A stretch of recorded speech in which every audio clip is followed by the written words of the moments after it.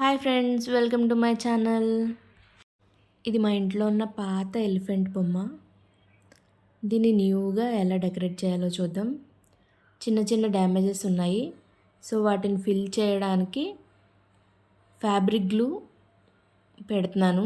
చిన్న చిన్న కన్నాలు, బ్రేక్స్ అవన్నీ కూడా ఉన్నాయి. ఈ గ్లూ పెట్టడం వలన ఆ ప్లేస్ అది ఫిల్ చేస్తుందన్నమాట. బాగా ఎండిపోయిన తర్వాత పెయింట్ వేస్తే మళ్ళీ కొత్తగా కనబడుతుంది. ఇలా అన్ని చోట్ల పెట్టేసుకున్న తర్వాత దీన్ని బాగా ఆరనివ్వాలి.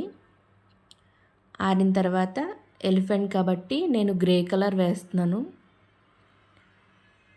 మొత్తం అంతా నీట్గా గ్రే కలర్ స్ప్రెడ్ చేసుకోవాలి. 2 కోటింగ్స్ ఇచ్చుకోవాలి.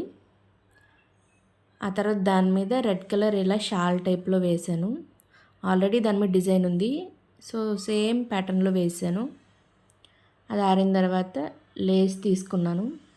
ఇలా 4 సైడ్స్ కూడా అతికించేసుకోవడమే. ఇప్పుడు లుక్ చాలా మారిపోయింది. ఇప్పుడు దీని మీద 3D అవుట్లైనర్తో డిజైన్స్ వేసుకుంటున్నాను. ఇంకా స్టోన్స్ కూడా అంటించుకున్నాను.